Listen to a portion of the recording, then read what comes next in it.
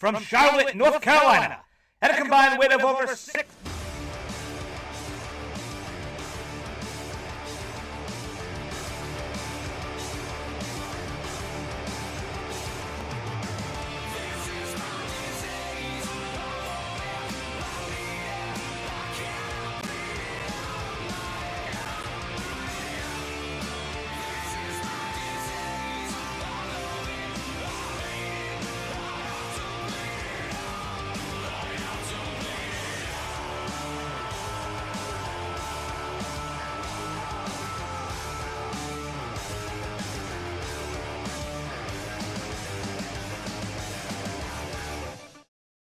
From Charlotte, North Carolina, at a combined weight of over 660 pounds, Rody Rob, Adam Bomb, Bionic Brian, the Marked Out Wrestling Podcast. And welcome to episode 502, I believe, unless I'm wrong and it's 03. I'm not sure. It's one of those. But welcome to the Marked Out Wrestling Podcast. We're going to talk about Monday Night Raw, the Raw after Mania, the Mania that is always the hottest show of the year.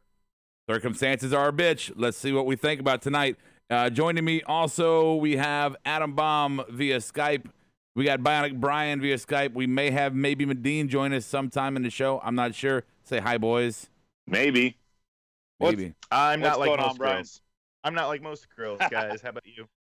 Oh, You look have a pink hat like most girls. you're excited tonight about that, aren't you? Very much so. Very much so. Yeah, big debut. Well, re-debut, if you will. Well, and Brian got all his goodies tonight. Oh, did it bring him to the yard? Yeah. Mhm. He was sitting there having an Oni. Oh, I mixed up. I was, yeah. I mixed up Khalees. This month, so. I mixed up Khalees and Sierra there. I'm sorry. Goodies to the yard. Never mind. Let it go. Wow. Yeah. Wow. Hey, what do you want? All right. So, Monday Night Raw tonight. We are continuing the no audience shows. Obviously, probably pre-taped while they were doing Raw, or Mania. I'm sure they did a couple shows like this.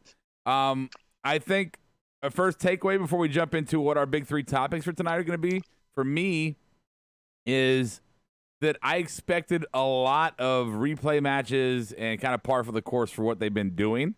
And tonight, I was pleasantly surprised that there were a lot of recaps from Mania, which is par for the course. But there was also several extended great wrestling matches. Guys, you agree? Yeah, I mean, with the whole thing, I mean, I mentioned it before about Nia coming back, but I mean, I know why you liked it, Rob. The whole first hour was basically Street Profits and Garza and fucking Theory. And Yeah, that was three of the matches right there, Brian. Right. Yeah. Well, My thing was, Rob, it was just, and I know circumstances probably made it happen here, but this was definitely the least lackluster of any Raw after Mania ever. Well, I mean, is it because of the situation, or is it because of I don't know if it is or not, but they still had debuts and call-ups. It's just nobody cared. I mean, well, if you're if you're looking at I think it was situation. Yeah. Sorry to interrupt. I think it was definitely situation. I mean, why else wouldn't they? Yeah. They usually put all the fucking chips in on the Raw after Mania. And no, I wouldn't be offended. What more evidence would Adam need to convince him there? I don't know. It's Right. kind of in your face. Real quick. Hey, Big Show got out in the COVID virus. He did indeed. Real quick before we jump into our topics for the night, Brian, do you have the board up? Do you want to introduce the board to I us? do. Yeah, we got. Okay. You guys can fight either over it. one. Yeah. Either one. Daniel Price, Christopher Stykeleather, John Estrada. Hey, what's up, Estrada? Justin Reside, Christopher Stykeleather, Iron Meds. Oh, we got Adam Bomb on there too. We got Shoji. We got. I think that's it right now. They're still filing in, so there's too many to keep up with, Rob. I hear you, brother. I hear you. Yeah. Anything on the board? Did you really just say that I was on the board? You are. Anything relevant on the board? Are they saying anything? Anaconda Vice says that, sorry, Rob, but I thought the entire show was bad, Bianca and the Profits included. What? Who said that? Vice? Yeah. Well, nobody. And then Stike is commenting how you're not in the Twilight Zone anymore. Yeah, I turned the lights on tonight. And for as far as Vice goes, I mean, his opinion's about as dumb as they get, so that doesn't bother me at all. Okay, so here's how we play the game. Let me just put this out there, and I'm in a good mood, everybody. Don't drag me down, please. Let me put this out there. If your fucking brother and sister-in-law were fucking soaring and fucking on the main roster, you be fucking champion and fucking cheerleading for them too. So you can all kiss an ass. How about that? Probably not good promotions for them on that one. But all right. You talking for them, period, is usually not very good. Probably. All right. So let's we each pick 3 topics from tonight's Raw, and we're going to discuss them. If we overlap, then we overlap. If they're new topics, we go through them. And if we don't talk about something that you wanted to talk about, you can throw it on the board. And if you have a good case for why to talk about it, then we'll address it. If not, we're going to fucking move past your silliness. So I'm going to go ahead and start because I'm going to go to the obvious place that everybody would think I'm going to go, and I'm just going to I'm going to get it out of the way now. My first topic tonight is going to be the EST of WWE, and pretty much that entire segment that told that story. We had, if in case you didn't watch tonight, we had the Prophet start out with a title defense, a rematch for Garza and Austin Theory, which led to Zelina Vega get involved. The match gets stopped. Then they attack Montez. So basically a replay from what happened at Mania. Bianca comes out, saves the day. The one little swerve here, guys, was that I think me and Adam were in agreement that at that point we thought it was going to go straight 3-on-3.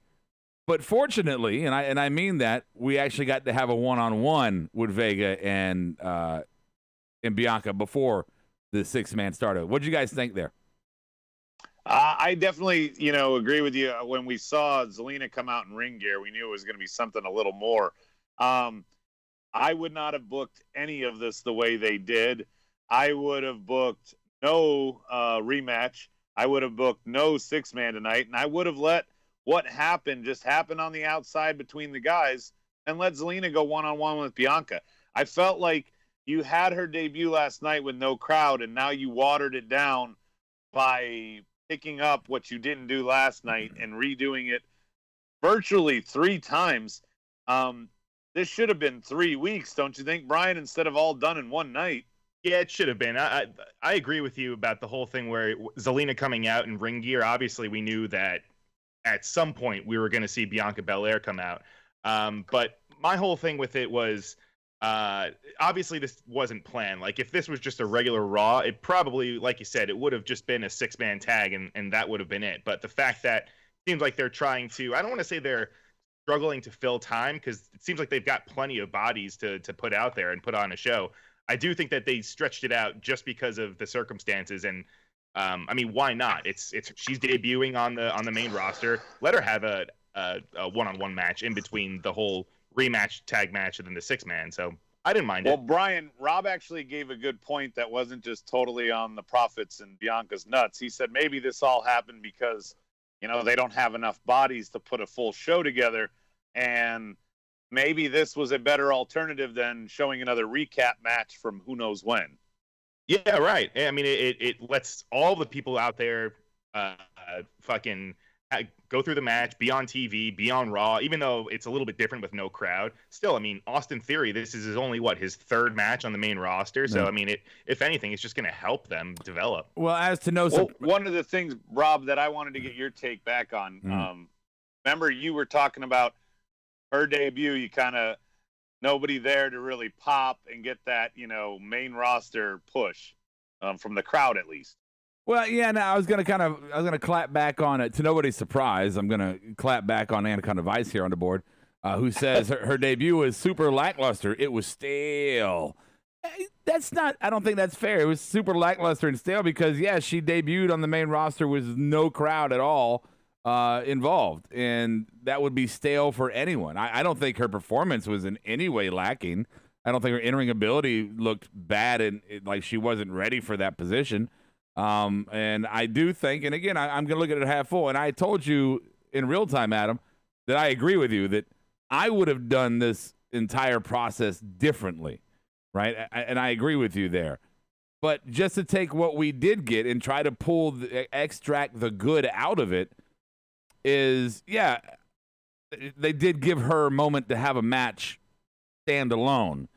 My question, though, is if you would have done the match stand alone without the Prophets, sandwiching it there, would you have had the Prophets come out with her and stand ringside, or would you have had her come out and just it be her and Vega?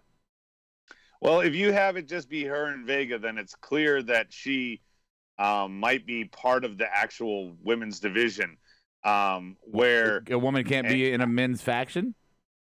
I mean, if you're gonna, it depends. Are you gonna treat her like Lita, where she was part of Team Extreme and was a full member who wrestled every week? Yes. Or is she going to be 50% manager and 50% wrestler? No, I mean, that's what remains to be seen. And I don't agree with that. Booking her against in all possible combinations this week. Only thing I see as growth from here is the second that the Profits drop the titles, they're also going to drop Dawkins. Well, and you're getting Binky and Montez will go on their own. You're going down the road, and that's fine. But I want to push back on something you said there. I don't think there is in any kind of way, Brian. See if you back me up on this. I don't think in any kind of way there was there even a portion of a thought that she was in a manager role. No, not. I mean, not tonight. And I think that's exactly why they didn't have her come out initially, was because maybe they didn't want us to perceive her just as a manager. Maybe that's why they had her come out and like have an entrance while Montez was getting beat down. Let her establish herself as an actual wrestler with a full entrance, and then come out and wrestle the match. Could have been a reason why they did that, just so that we didn't perceive her as a manager. But and we got to see her cut a promo. I mean, that was a step in the right direction. But also, I think it's important, and again, still kind of agreeing with you. They should have done it differently, but I think it's important that he was there, that Montez was there, because that does set a stage where you can use these two as some kind of a power couple type situation. And so I think that's a big deal. We keep saying, and we'll talk about this with somebody else tonight, that they bring people up and they don't have anything for them, and then they just let them fucking wither in the wind. And tonight, I saw a couple moments, and this is one of them, where they brought somebody up with an intention in mind, and her intention, I believe, was to be hooked up with her husband, which could bring us to Sherry and Macho, or a Booker T and Charmel type situation, right? Are you saying that Montez is winning King of the Ring? Because that's what those two power couples have in common. Okay. But the other thing to consider here, Estrada points this out. No. I just want to make a mention of it. Wait. Vega is. Sorry, go ahead. No, I just want to. I'm gonna let you go back to that. I just want to say, no, you're half right, Adam. He will not win King of the Ring. She will win Queen of the Ring. Okay, there you go. And he will be here king that way? Yeah. That makes sense. Okay, well, Estrada points something out, and it's a good comment, but I also want to retort on it. He says that Zelina's 80% manager and 20% wrestler, and he thinks Bianca should have debuted against somebody bigger. No, I think that's the perfect person to start against, because you don't want to have what happened to Shayna. I'm going to come in and immediately take on Becky and then lose. That goes nowhere. Right. And if you're talking bigger as far as stature goes, you want Vega because Bianca can fucking throw her around. Oh, yeah. She looked powerful doing those gorilla presses in the ring. Yeah, right. So I think it was I think it's in a positive direction as far as what they did with them tonight. Again, I will concede here that I perhaps would, if I was booking it, I probably would have booked it differently. Anything on the board before we move forward? Soji says, Rob, I like Ford shaking the camera so many times. He liked that when you couldn't see anything but the blur. I don't know. I kind of got sick during that part. Let me tell you, just to be honest. Yeah. Let me tell you something about him real quick. And a lot of people say, oh, the gimmick. There's no gimmick there. This is why I always get pissed when people try to throw the gimmick, say, oh, they got a stereotyped gimmick. That is fucking him. That shaking the fucking camera and the just nonstop craziness, that's him. He is at fucking 12. Well, it's at 11. No, I mean, he's at 11. That motherfucker's at 11 all the time. So, I mean, what you see on the camera, that's one of those moments when Montez Ford, what you see there is what you get in real life. Just put that out there. If there's nothing else on the board, nothing, Adam, you can take your next topic. My topic, my first one here, it's not a great one, so of course it's coming from me. Humberto Carrillo. I'm going to put this in a term that fans of Rob will understand. He's become the Dean Ambrose of the Lucha division. Everything he does looks graceful and great, but it's because he's moving so damn slow compared to the rest. And tonight he was in, I guess, a showcase match with that Brandon Vink guy, Brian. And I was bored out of my mind for this match. I thought this was one of the worst parts of the night.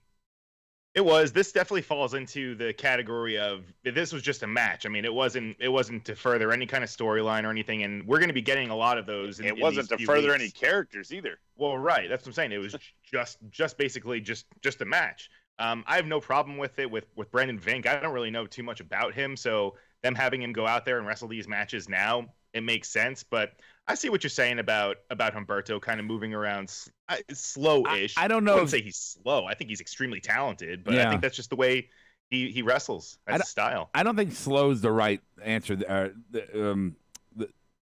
I think it's more right graceful. Term, thank you. Yeah. I don't know words. I think he's more graceful. He's overly graceful with his moves, and it's and I like to see just like some kind of slap around, throw your body over here rather than jump off and do a full swan dive with an extension and a it's too clean for me for a wrestling ring. That's was he a Division I diver or something? A diver. He moves. I guarantee he was a gymnast. Gymnast probably. Yeah.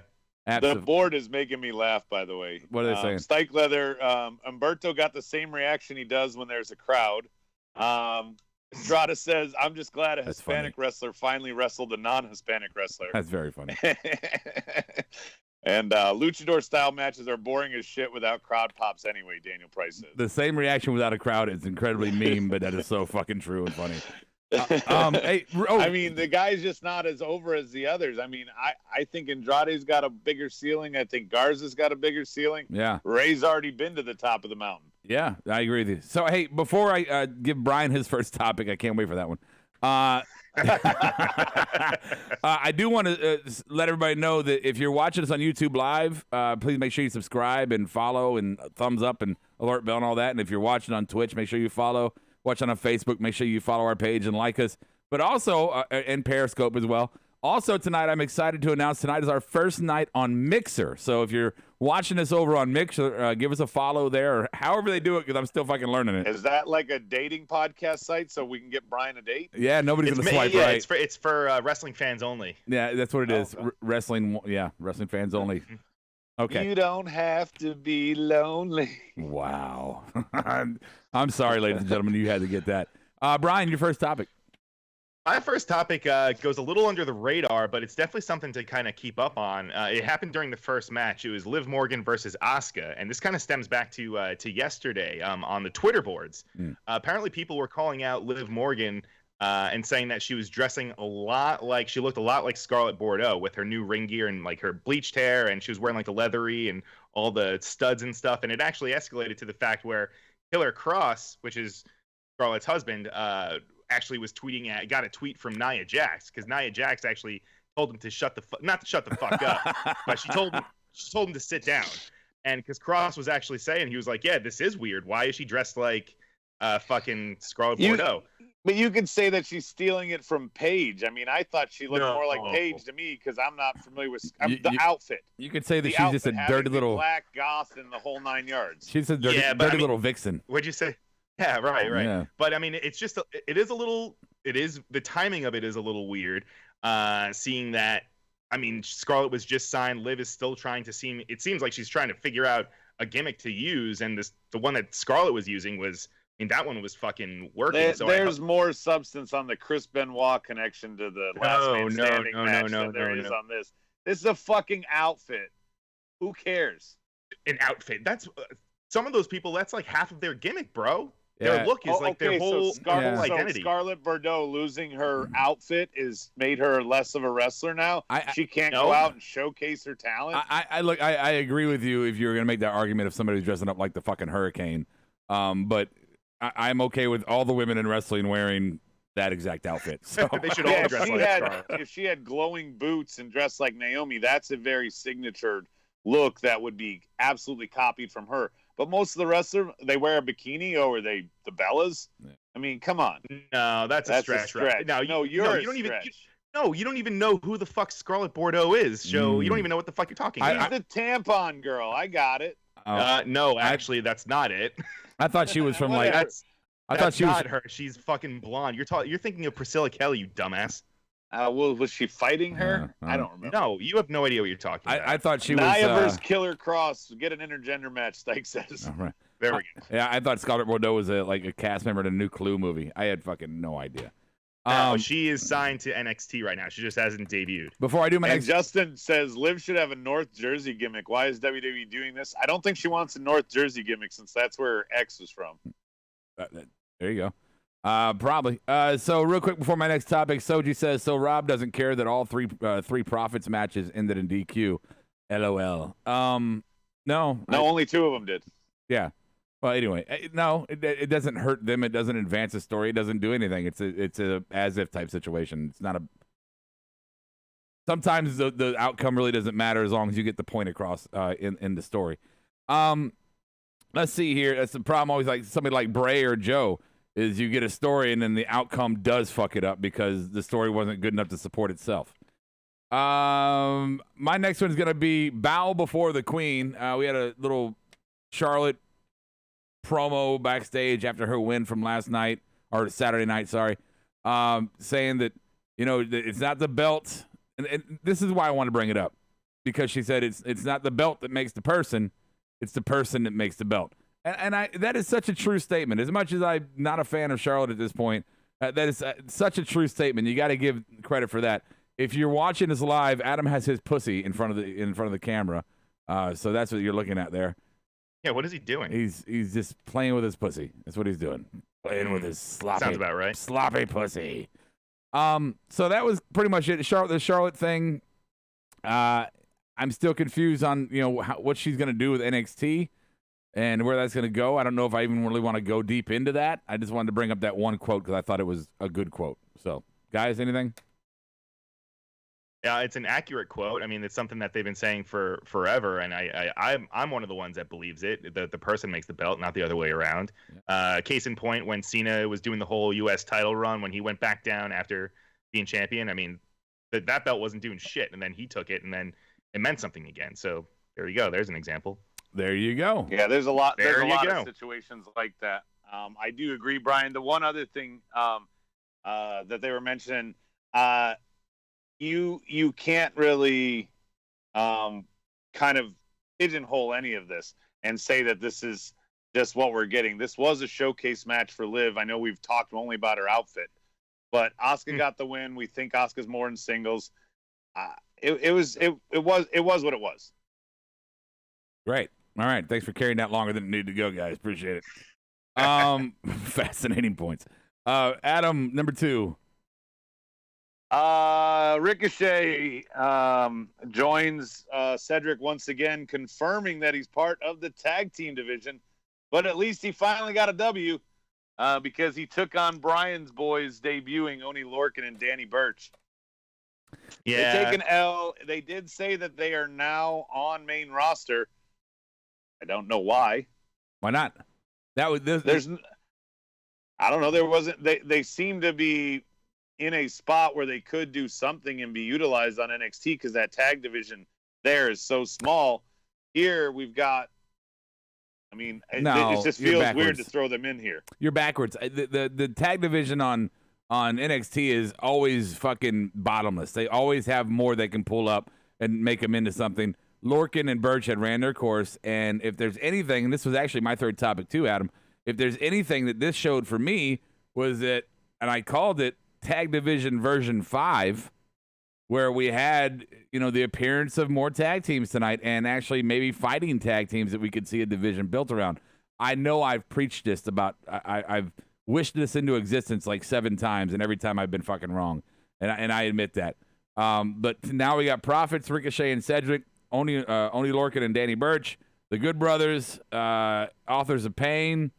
I think they're hurt. Well, they're still in the division, and I feel like I'm missing somebody. I feel like there's somebody else I'm missing.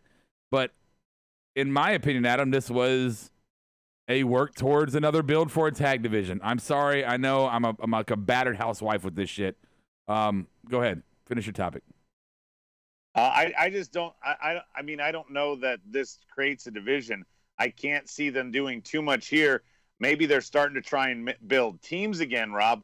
But the problem with them building teams is look at damn SmackDown. Aside from Miz and Morrison, you still got New Day and the Usos fighting over the belt. Yeah. You got Otis in a singles thing, and he's part of a tag team, and Ziggler's part of a tag. I mean, like, they don't – I don't have any faith in them. That's why I feel like, and I don't know, Brian, if you want to take this, that Lorcan and Birch, they're just up here till contracts expire. I mean, yeah, I have no idea what their contracts are right now, but I'm more concerned with Ricochet and Cedric. I mean, they both weren't doing anything. Ricochet, first of all, where the fuck did Ricochet's hair go? I know he's got no eyebrows now. COVID, man. Everything. COVID. Wait, it went away with his push, Brian. Wow. It might have been. Yeah, you could be right. Yeah. But I don't know. I mean, I'm excited. I like both of those teams. They're great, but I like you guys. I have no faith that WWE is going to do anything with them. Yeah. Yeah. Where's the Viking Raiders? I mean, just because one of the guys in AOP got injured, we're going to forget AOP and Raiders altogether and whatever they were potentially supposed to be doing. Well, yeah. I mean, I thought maybe they were in a pre-show feud or something. Well, maybe something. If there would have been an actual arena show, maybe they would have had them in some kind of way in a fallopian tube match or something like that. But yeah, I mean, if one of AOP gets hurt, that absolutely does destroy that entire that close to Mania. It ruins the whole storyline. They have to just squash it. Sorry, guys, no match for you. Oh, Justin's saying maybe they get more tag teams from NXT UK. So grizzled young veterans came in. Birch and Lorcan have to leave. Is that what happened? Well, they weren't doing anything. We haven't seen them. I mean, and their time had tag teams without a belt don't do anything. But their time had kind of ran its course. If only Lorcan wasn't getting called up at this point, he was leaving. I'm sorry. It had been that length of time for him, in my opinion. Well, I think he just signed a contract because he was on his way out, and then they snuck in, and he changed his Twitter handle and everything, and then WWE, I guess, offered him a contract he couldn't refuse. So I don't know how long he might be here for. Quite some time now if he just re-upped. Yeah, he could have signed a 5-year deal. Maybe he'll just come in and just like in NXT, he was never. I mean, they were never the bride. They were always the bridesmaids in NXT. So why would you think it'd be any different? Well, they had championship matches though. Well, yeah, they sniffed the title. Exactly, they were always bridesmaids. So I mean, what makes you think it would be any different in the main roster situation? They come in and use them as utility players, just like they did in NXT. And that's just my opinion. So they debut against the other new utility players, Ricochet and Cedric? Yeah. I mean, in my opinion, I'm trying to look at it positively. In my opinion, I think it adds some depth to the tag division, but not just depth, but competition. Because no matter what you want to say, Cedric and Ricochet, you got to think that they could sniff the belts a couple times themselves. And then you still got Profit. No, he won't put 4 black people in the ring at the same time. Right. You still got Profits in it and Raiders. I mean, these are all good tag teams with good dynamics. I don't know. Okay, Brian, what's your next topic? Mine's a quick one, but I just want to know what the fuck was that with Seth tonight? Just wrestling in complete and total squash match. Loved it. Well, it was against Denzel from NXT. Yeah, so no, I understand that, but what's the purpose? I mean, it didn't further any kind of. I mean, no, of course he's gonna win. I disagree. It doesn't further any kind of story or anything. I disagree. Well, let's hear it. So he had been playing the Messiah, the Savior, right? Everyone's Savior, Seth Rollins, and I felt like this was almost the Old Testament God side of our Messiah, right? This was the wrath of the Messiah after you refused the Savior. Now he's become the wrath. And that's what I saw tonight as far as character development goes. And I think if they continue with that, where he's just a bitter God, if you will, going forward, that he's just going to punish those beneath him who choose not to bow to him. It's not going to be a, don't reach for my hand. I'm just going to slap the shit out of you kind of thing. You're going to obey me from power. That's how I saw the storyline goes. But correct me if I'm wrong. They haven't addressed anything as far as where AOP or Buddy Murphy are, right? Like they haven't said anything. No, I mean we don't know. Rob and I were talking about this while we were watching. We don't know if that's part of COVID, if it's because of the injury, if it's a combination of the two. But I looked at this a little differently. I looked at this as a fresh start for Seth. Like he's away from KO. Right. This is what they should have done with Miz and Shane last year after they had their 5-month feud from Survivor Series to Mania. Close it down. You had your blow off. You finally got one-on-ones. We don't need to see 6-man tags and Frankenstein shit up the ass for another however many months. Let it end. Yeah. I think this was a good reset against Seth. It wasn't a throwaway match, Brian. It was a reset. Yeah. He's staying in his character, just going on to something else. Two things on the board I want to address real quick. First, Daniel Price says, you mean like Brody Lee's doing? Oh, no, not like what Brody Lee's doing. Brody Lee is not playing a light and dark messiah role. Brody Lee is being Vince McMahon. They're different things. One is a cult leader who's acting like Vince McMahon. The other one is playing a higher power messiah savior God complex role. Two different fucking things. Sorry. Any kind of advice, Rob, you ride this company when it's bad. It's a joke. Check the tape, bro. I sat here for months and refused to even watch Raw. We did a Raw minute because it was so bad. I have shit on this company. The number of times I've shit on this company since I've had this podcast is unfucking countable. I have gone on rants and tangents and just cussed up and down every aspect of this show many times. I am choosing. And then someone got called up. No, I've been trying to look, and I am choosing. Don't soften my point with that's not fair. You know that's true. As soon as the call up happened is when you started talking about subtleties and little things. Check the tape. I've been talking about subtleties and little things for over a year now. Check the fucking tape, bro. Don't act like Trump. We've had a show 3 times a week. And you can go back recordings of this. And you can go back and look at the audio. Stop interrupting me and let me finish my fucking point. And right now I am choosing, because of our current climate, to try to find the positives and not be all bitchy and fucking angry all the time. That's what I'm doing. It's got nothing to do with anything that's coming out of Adam's suck of a hole. I love it, Rob. I love it. Thank you. What's on the board, guys? Now that I know that's true. You've said that all night. You're trying to see something good. Yeah, so suck it and read the sucky board. I mean, read the board. Wow. Just they get in my wrath. Is that why you hate the board? Because they like me and you hate me? So it's like by association? I hate the board because they think they know everything and they think they're right, but most of the time they're really fucking wrong. So that's all it is. All right. Stike on the board says it was rumored before COVID that Seth was supposed to be Drew's first feud after Brock. I think that's a mistake. Why would you go right back to the guy that dropped the belt to Brock? There's other people you could do. There's other stories you could explore. Daniel Price says, no, this is just Seth beating the hell out of his followers for not stepping in line. Yeah, a vengeful God. I thought that was Brody Lee. No, well, again, we're talking. He's not a messiah. He's Vince. I mean, you can. So we're splitting hairs, but go ahead. I just want them to address it. That's all. I just want them to address where they are. Okay. And Jay on the board is trying to lighten the mood. Robbie says, "Yeah, Adam, go back and look at the audio." I can't look at audio. Come on, you can laugh a little, Rob. That was funny. Stupid. You can listen to audio. Real quick, I wanted to say you said the point about Seth and Drew, and I think one of the things they did really good or really well in the '80s with Hogan was he didn't always have to have the top tier challenger to make his title run successful. He had ones that jumped in there that were kind of random. I mean, for all the praise that Slaughter got as an entertainment figure, he wasn't necessarily a top tier guy, but Slaughter came in there and gave a good rivalry to Hogan. These Big Boss Man came and had a good rivalry with Hogan during this 80s period, but they weren't top tier guys. I think with Drew, to build him, you need to use that formula and keep him away from the top tier guys. Like right now would be a perfect time for like Jinder to challenge him, but never. But 3-man band. You want to? Well, you had to pick Jinder. I'm speaking more along the lines of that type of character. The out of nowhere fucking kind of stereotyped character or something like that. Maybe not necessarily him. Brian, you ready? Jinder Mahal, Heath Slater, and Drew McIntyre for the title at Money in the Bank. Let's do it. Sign me up. I'm in. Yeah, I'm in. But you know what I'm saying. No. I think they should wait for Seth to be like SummerSlam. I agree with you, Rob. He should have a title run full of other people. Yeah. This would have been a perfect shot to give Ricochet a chance right here. I mean, this would have been the time that Ricochet could have been booked as a challenger. I think you need to make Drew look strong.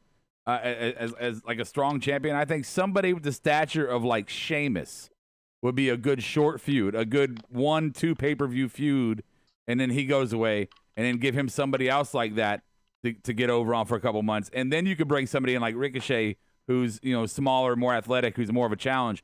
But I think you should let him have some good moments against somebody who is comparable to him, who's champion material. I like Sheamus as a choice. He's a 4-time champ. He won the Rumble too. He's believable. Irish versus Scottish. That could be fun. Isn't Sheamus on SmackDown? But I'm using him as an example. He's saying somebody like. If you're going to build your avatar on the game, somebody like that, right? Somebody believable. Okay, where are we at? All three of mine are gone. Brian, you got another one? I just did my Seth one. Okay. I still got one more. Brian, why don't you do yours and we'll let Adam close out? Well, I guess the only thing is another quick one. The only thing that should be pointed out, I think the reason why Big Show is on Raw tonight was because he has a new series coming out on. It's out now. It's on Netflix. It's called The Big Show Show. Yeah, and I'm gonna watch the fuck out of it. Yeah. Oh, you're gonna watch it? Oh, fuck yeah, I'm gonna watch that. I want to watch that movie. I don't care about Big Show. I want to watch the main event movie where the kid gets superpowers. I thought these were the same thing, but apparently, yeah, Big Show has a TV show where it's him and like 3 girls. He plays a fucking father figure. It's a comedy, but I guess they're trying to do some cross promotion on there. Well, somebody probably said to Vince, "Hey, Netflix gives everybody a series," and he's like, "Oh, really?" But look, hey, let's be fair. Let's be fair for a second. As corny, I guess, as you want to say it sounds, Big Show was always a funny guy. He was. And so I have no reason to doubt that the show could be good. And he's a soft teddy bear. And he is, right. I have no reason to doubt that he could be good. And it might be kind of fun to see this guy we've watched for all these years be this giant, and now we can kind of watch a different side of him. I think the best part about being a wrestling fan is experiencing those people who we've rooted for in many different ways in mediums and features. So sure, but if for all of you that are wondering why the fuck is Big Show in the main event technically the main event, dude, he closed down WrestleMania. That was a dark match. All right, yeah, Adam, last one. My last one has to go to what I thought was hands down match of the night. We talked earlier, Brian mentioned how Liv Morgan got a chance to showcase herself tonight. Yeah. Uhaa Nation, a.k.a. Apollo Crews, got to showcase himself against Aleister Black in a long-ass match that went over a couple commercial breaks, was easily match of the night. Check the tape. I'm not positive. Brian may know this, but I think these two guys worked together when Aleister first started at NXT. I thought he was fighting Apollo, who was still down there. I could be wrong, but these guys definitely showed some chemistry. I'm not sure why they did all this bullshit to say Apollo Crews was a draft pick that they had in the kitty that they're now finally using to bring over from SmackDown. But hell of a match, and I like that Aleister didn't squash a guy. He still won. He still got his good showing. But this was, no question, match of the night. Yeah, I'm with you. Go ahead, Brian. I was just saying, they definitely didn't work on the indies, because I looked up Tommy Yen versus Uhaa Nation and I couldn't find anything. But yeah, I thought they battled in NXT. I could be wrong. They could have. But I had no problem with this match. I know a lot of people said it went a little long, but who cares? What the fuck else is going on? It did not go long because it was entertaining. There wasn't heroin spots. Right. There was a lot of crisp strikes, match wrestling. They went from move to move. These guys look like they've had a long history together. We talked about that, Adam, is that during this process of the no audience shows, the one thing that has stood out is that the wrestling has been on a higher level. And I think it's partly because they've been choosing wisely who to put in the ring, maybe because they know that all eyes will be directly on the ring. And I also think it's because they're not being rushed to yep, you said that. To finish the match. Go out there. It's not like you got 3 minutes. We got a 20-foot ramp. Entrances aren't going to take a long time. Get in there. We got no other content. We're going to give you 25, 30 minutes. Do your thing.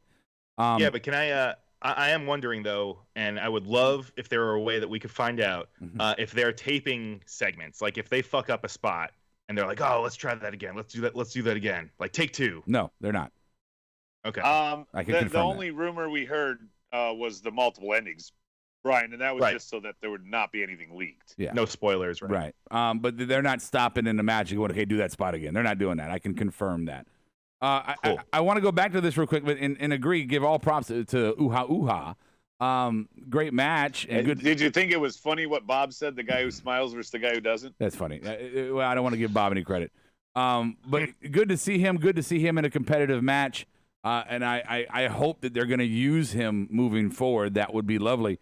But I want to address Aleister real quick. And we talked about this, Adam, about the Aleister Black character. And that ever since the tag team version of him ended, right? With Ricochet, right. Ever since that ended, I thought that, say what you want at the time. At the time, you might have thought the knock on the door is stupid. Pick a fight was kind of stupid. You might have thought that. But in hindsight, looking at it now, I feel like they've done him right this whole time. He's beat squash jobbers. He's beat roster people. He's been staying steady with who he is. I think the old man likes him. And I think that they have tried and failed several times to replace Taker as far as the dark presence of the roster goes. And Aleister is so organic in that role that I think the old man's like, I could do this. I could use him. What do you think, Brian? Potentially. I don't know if they would make him that character. If anything, I could see them maybe doing that with the Fiend in the way that things are kind of shaping up with the way that like the whole cinematic wrestling and how they're shooting matches now. I could see them maybe going that route with him. I don't know if they would put that much stock into Aleister. He's a great talent. He's great in the ring, but I don't know if they would like give him that like just like iconic role, almost like how the Undertaker had. Well, here's the thing though, to Rob's point, they have been using him in some capacity every week. And I know everybody's probably sick of me talking about 50-50 booking. That's not the case with Aleister Black. His only loss in singles was at the end of a gauntlet against all three of the club members, where they had to beat him hook or crook. Right. He has not lost otherwise. And yes, he's had some jobbers and whatever, but like Rob said, they've been very consistent, even with the knock on the door. Okay, he was on every week. Yeah, it might not have been a match. It might have just been a promo, but he was featured. This guy... Somebody likes him because he's on, I would think, almost as much as Cena was back in his full-time days in terms of active or promo or something or airtime, whatever you want to call it. Yep. All right. So there we go. Board. Anything on the board, guys? On the board, Stike says, I think Black and Andrade need to pick up their feud from NXT and feud over the U.S. title. Yes. We talked about that. With Andrade out with an injury, and he was out 30 days before that on suspension, that title's just been forgotten. It was forgotten when he was on the roster. Yeah. Let's see. After all of that, Soji says, I wish Apollo would have won. It wouldn't have hurt Black to take one loss. But here's the thing. Apollo looked great in that loss. And you maintain the level of Aleister Black's record, which is kind of important, and Apollo's isn't. I don't think, out of all of Apollo's losses, I think this was by far the best one on the main roster. Yeah, and there's also that moment, too. Again, subtleties. I'm sorry, guys. There's also that moment where Aleister gave that stare back to Apollo while he was on the ground. And it was almost like that great job, kid, or damn, you came at me. I didn't think you would. There was an acknowledgement. Like when he told Velveteen his name. Right. There was an acknowledgement of respect at the end of that match. And I think that actually goes a long way subconsciously for fans if they're trying to rebuild the Uha Nation. Now, that was a subtlety. I'll agree with you on, Rob. Oh, thank you so much, wow. Adam. That is very kind of you. I almost want to do, you know what? I do. Adam, I want to do you a favor. I'm going to help you save some money. Go to markedoutgear.com and put in the promo code MARKEDOUT, all one word. You're going to get 10% off your order. But why stop there? We're crazy here. And guess what we got? We got the smoke. Better yet, you got the smoke. Put in the promo code SMOKE, S-M-O-K-E, in case you're hooked on phonics. And you get 20% off your order at markedoutgear.com. It's delivered. They'll leave it on the door. You don't have to touch nobody. Just fucking do it. markedoutgear.com. Also, if you're looking in for savings, Brian, this one's for you. collarandelbowbrand.com, Al Snow's company. Get yourself some of those famous Brian sweatpants and put in that promo code, again, marked out, all one word. You're going to save 10% off your order there. If you enjoy our podcast and what we do, please throw a donation our way via Cash App or Venmo. You can also join us on Patreon. And I think you can do donations below the video, whatever. And we'd like to say again, welcome to all those on the Mixer app. We're happy to be there as well. Okay, so let's move in now to our awards segment for Monday Night Raw. And again, these are awards of the week. So, I mean, if you want to space it out to Mania, I would not encourage you to do all of your awards that way, boys, but you can do it if you want to. I'm going to go. Our awards tonight are going to be Marked Out Moment, Pink Slip, the Booking Fail, and MVP of the Week. I'm going to start with Brian, Mr. Pink Hat. Ooh. Yeah. Yeah. Marked Out Award. Marked Out Award? Mm-hmm. Come on. It's got to be Bianca debuting yesterday. Yes. Ba-ding. I don't have my sound effects, but ba-ding. There we go. Adam, Marked Out Award of the night. To be honest, you guys might tease me for this one, but Nia Jax coming back from double knee surgery. Well, you do have the shirt, and she's not like most girls, so. I was glad to see her back. We've had a lot of similar body types and everything wrestling-wise. It's nice to have a true giant back, not that fake one, Tamina. I can't believe Bob wanted Tamina to win. I think she's gonna be the first one out. Everybody knew that fucking shit. All right. Yeah. Let's see. I'm gonna echo Brian. Obviously, for me, Marked Out Moment of the week. Could be tonight or could be last night. No matter. Is the debut of Bianca Belair, and that's for obvious reasons. And it was one of the few kind of swerves of the weekend. On the board, what do they got for Marked Out Moment? Justin has marked out the "We Want the Smoke" hour, referring to all the matches at the beginning. Brian is enjoying his Mick Foley fashion, as Daniel Price says. Very true. Marked out Apollo taking Black to the limit for Soji, and Dyke's still talking about Alistair could bring some credibility back to the U.S. title. I just think Alistair having a title is like Fiend. If there's no reason, there's no feud built in, he doesn't need the belt. No. The way they've been using him is just fine. He's nowhere near it. And guess who else, for the most part of his career, has been nowhere near the title? Taker. Right. Taker could exist without titles. Exactly. No, you're exactly right. You did need to give him a title eventually to kind of give him that pedestal. But after that initial pedestal, it was fucking to the races for the whole career. I think he's held it maybe 5 times, maybe 3. I think 5. It's not much. 3. I think it's 3. I think what is it? Stone Cold's like 5, that. Right? Yeah, he did he won it when it was undisputed. He took it at the end there, and then I think he either took it from Brock or lost it to Brock. I can't fucking remember. Okay, but he was one of the guys that held it. Next award is going to be the Pink Slip Award. Adam, you have the honors. My pink slip is for Charlotte.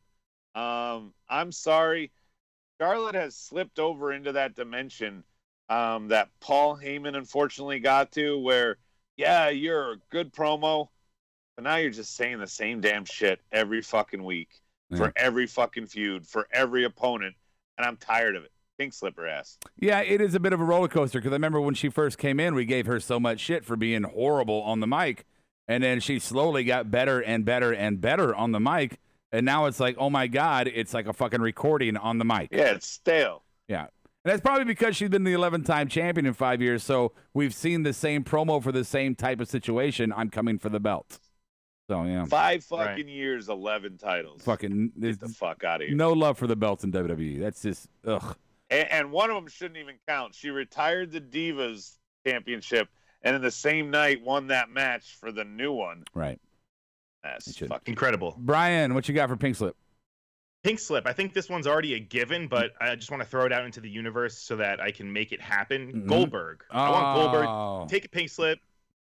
Mosey on out. Go do your thing with cars. Get the fuck out of the ring. I don't need to see a wrestler. He is really funny on the Goldbergs, though. Okay, yeah, he's a great. He seems like a great dude. Yeah. But I don't want to watch him. And wrestle. he was funny on the Man Show way back when they were doing Hanukkah with him. Yeah, I think that was a softball there, Brian. That's all right. That's all right. But ding. I'm gonna give mine too. I thought mine would be the obvious one for not only Mania but also tonight. Lana, fucking Pink Slip. It used to be tolerable because she was smoking hot, and then it just feels like as time has gone by, so has her looks. And I hate to sound superficial and like I'm a fucking catch myself, but if your personality is pure shit along with you looking like shit, then I don't know. I don't know exactly what your value is to me. So Lana can go away for a multitude of reasons. What I got on the board? On the board, pink slip. People hating on the Firefly Funhouse match online. Yeah, I have seen a lot of inconsistency with that, where a lot of people didn't like it. That was weird. And then pink slip, Becky fucking Lynch for Anaconda Device. Charlotte, she needs to Roman on out, Justin says. Mm-hmm. And Stike also says Charlotte. The funny one on the board, Daniel Price says he wants to pink slip people saying fam. Come on, fam. Wow. What's up? Come on, fam. Come on, fam. He doesn't like Dawkins, apparently. I will say one of the best lines Doc has had all fucking year. After Mania last night, they did like a photo shoot video with Street Profits and Bianca Belair. And he said a line at the end. It's like, she don't want the smoke.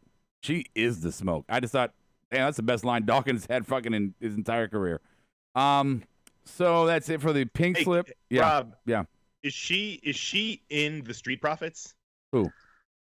Bianca. No. Would you consider her part of the Street Profits? No.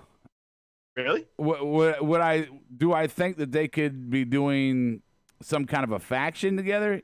Yes. Do I think they're she's in the Street Profits? No, I don't. Same way I don't think that Seth Rollins is in AOP.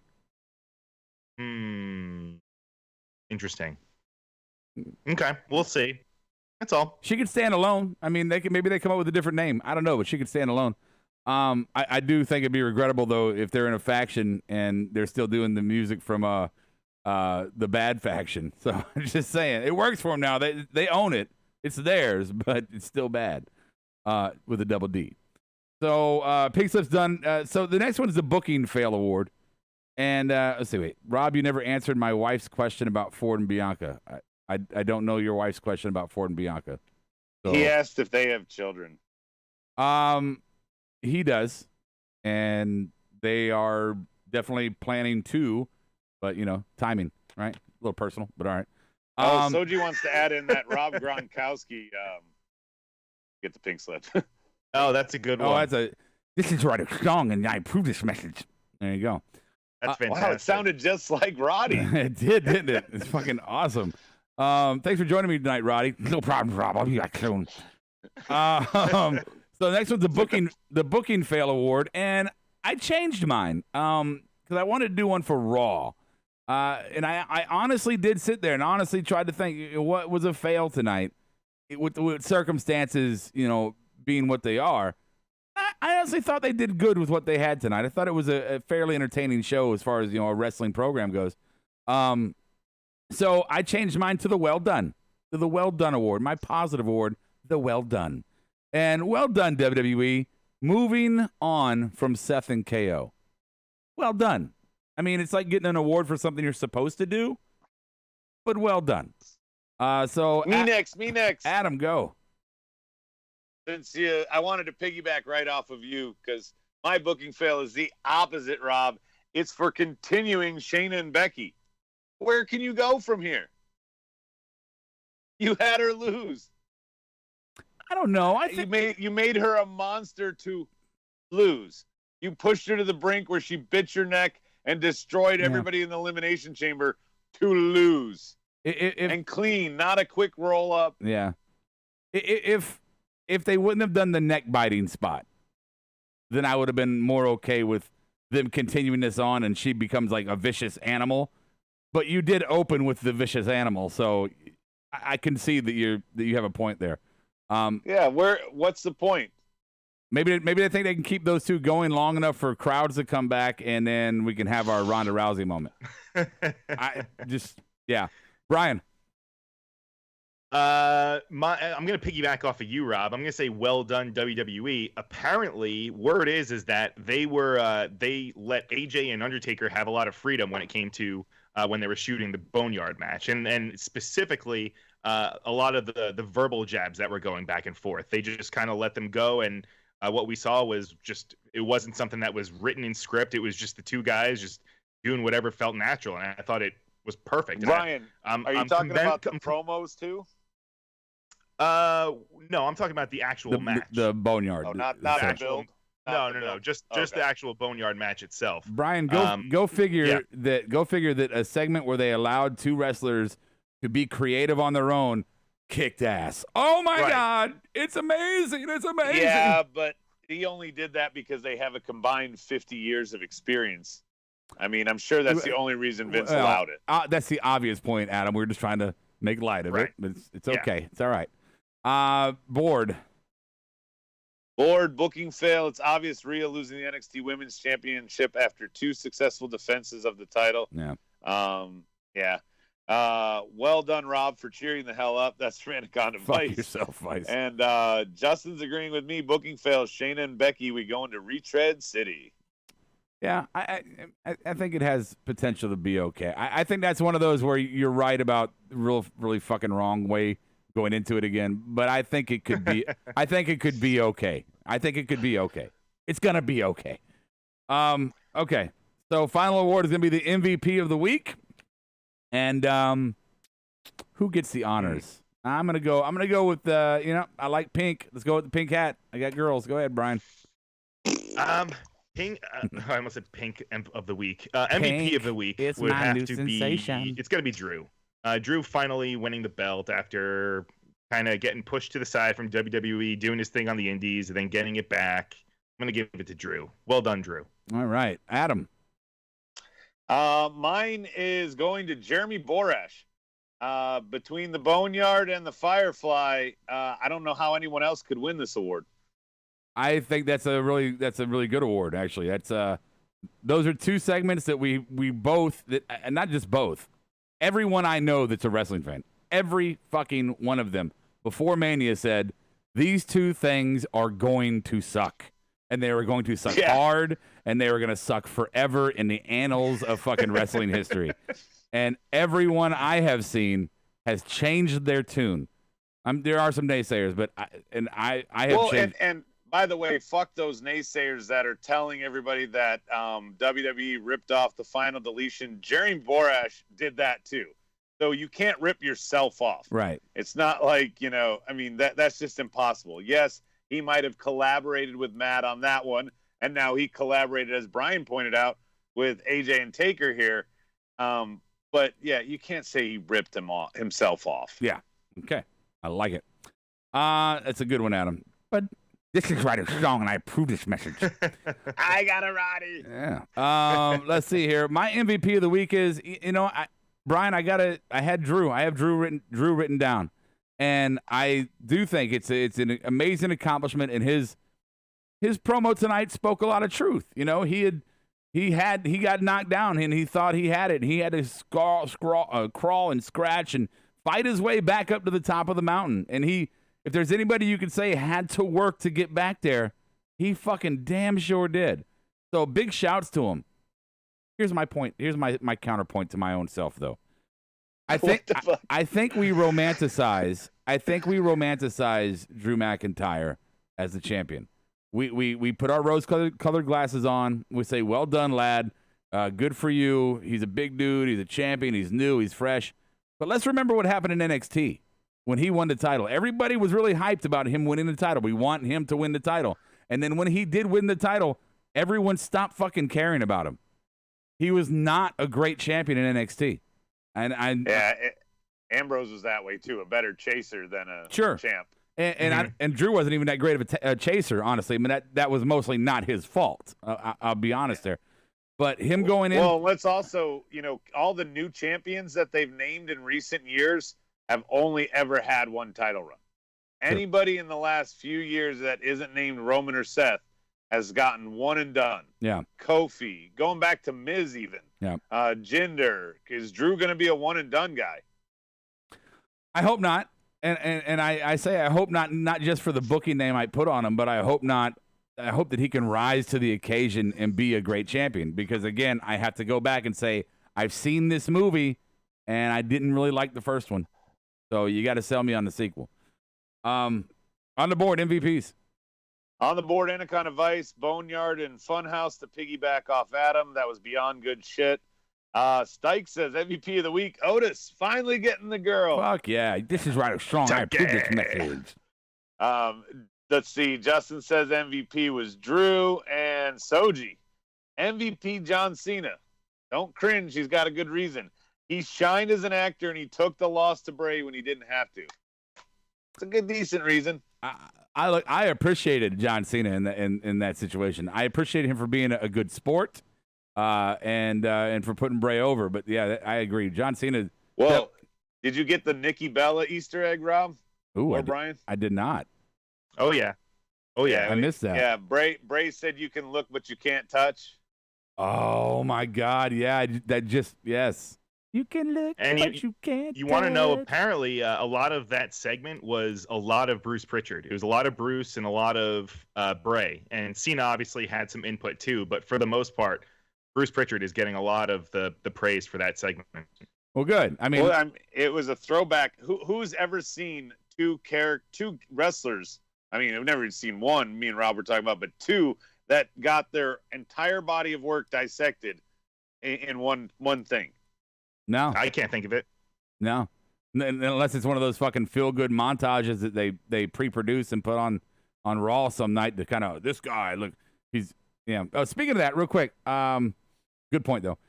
Is if you have not, I watched it last night. If you have not watched the special, the WWE 24 on the network about the Edge comeback, if you are a wrestling fan and you do not watch that, then you are not a wrestling fan.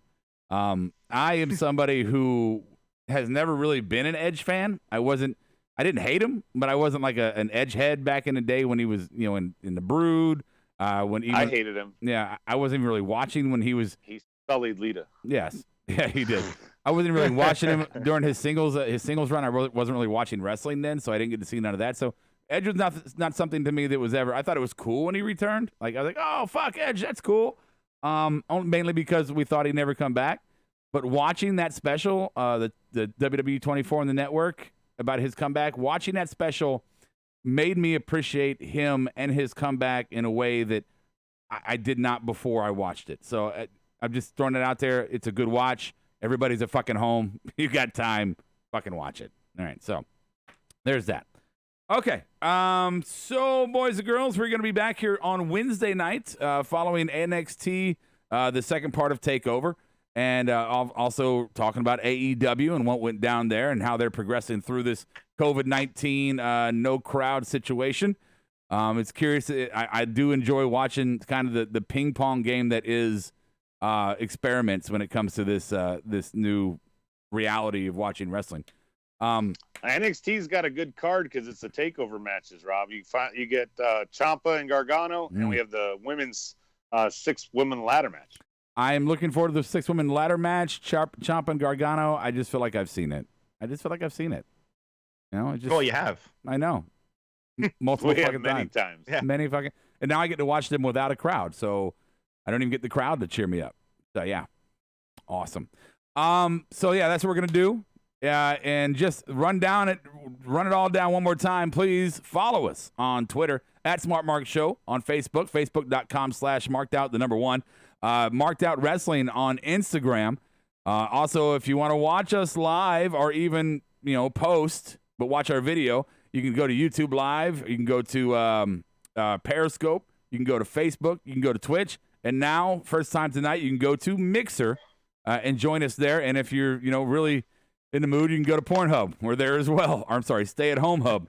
So those. Also, if you can't watch us live or you don't have time to, can't watch a video where you're at, put your earbuds and listen to Podbean or Spotify, iHeartRadio, iTunes, whatever it is. You download us there.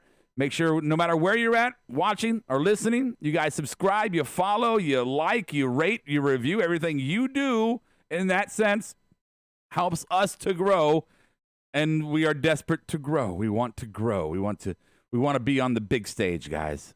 We believe that we're good enough. We're smart enough, and doggone it, people like us. Okay.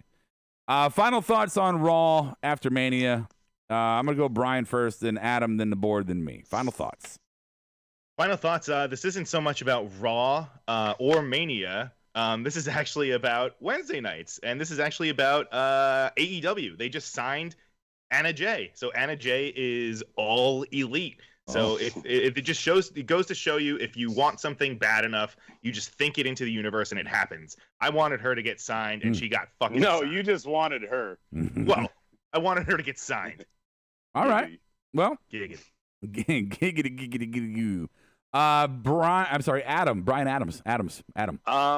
I got a weird thing to talk about. The board was just talking about it. What the fuck are they announcing that Money in the Bank is canceled and then advertising it for May 10th? How is this going to happen?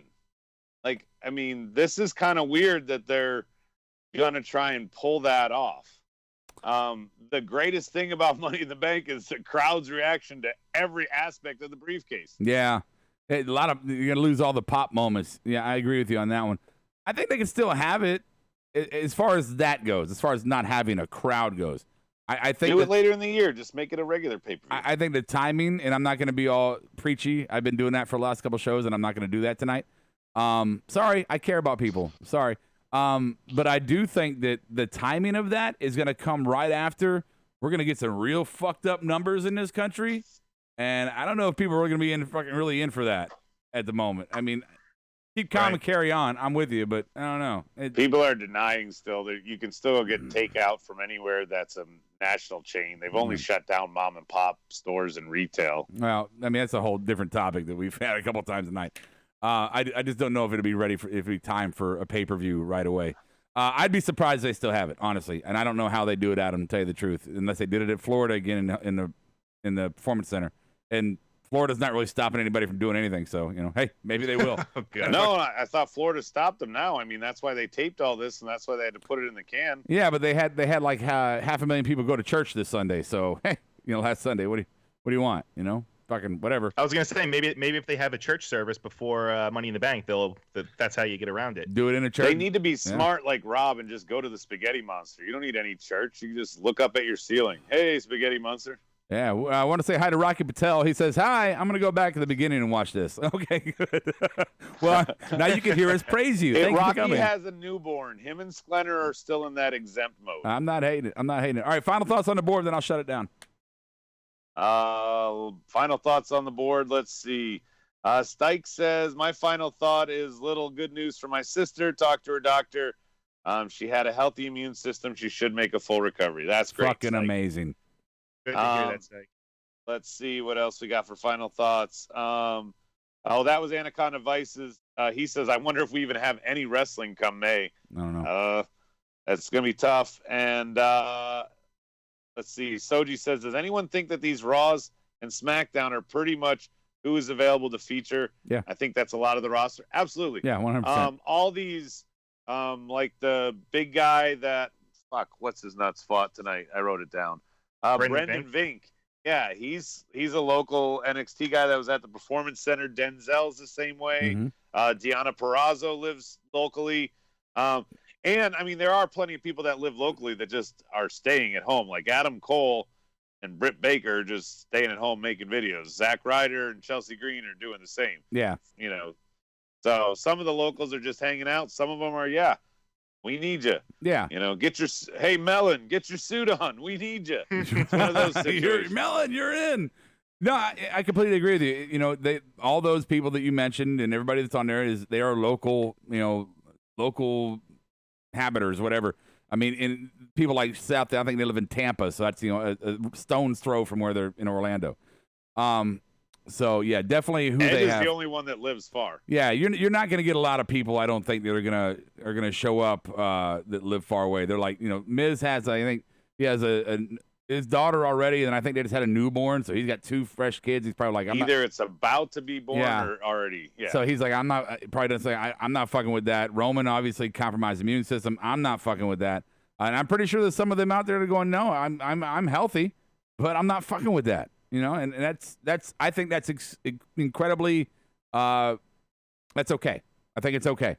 I think it's a good choice. I mean, yeah. there are people that nobody would think anything of them if they're like, I'm not coming to work. Yeah, it's not. This is why I've been given the opportunity to work from home, and that's great. And my boss wanted me to go work at this department for a couple days. and they probably would have looked good for me. And I was like, you know what? After thinking about it, I don't want to go there. I mean, thank you. Other opportunities. So I get it.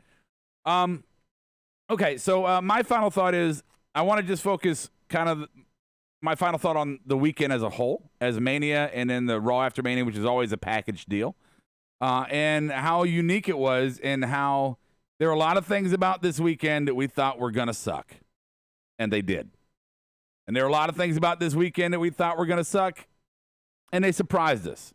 And so I think what we could take away from this weekend as a whole is we were right, and we were surprised.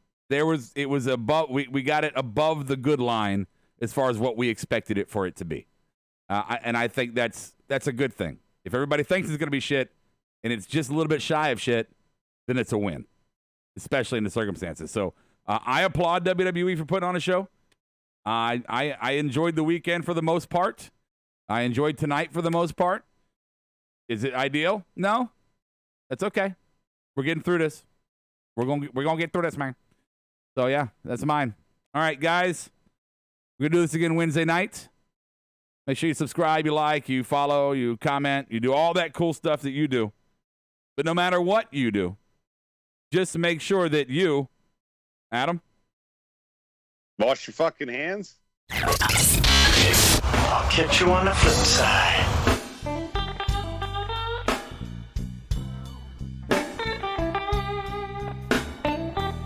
MARKEDOUT Podcast is produced and edited by U-Record Studios and is recorded live from Charlotte, North Carolina. Subscribe, follow, and listen to us live following WWE programming on YouTube, Twitch, and Facebook Live. Download the podcast by following us at podbean.com or subscribe on iTunes and Apple Podcasts. While you're there, go ahead and give us an honest and fair review and rating. Finally, if you have enjoyed our product and would like to see us grow, please donate to us by visiting the donation link below our live video, or you can donate via Venmo and Cash App at the handle Ravepro. That's Ravepro. You're listening to the Electronic Media Collective Podcast Network. Yeah, it's a mouthful. For more great shows, visit electronicmediacollective.com.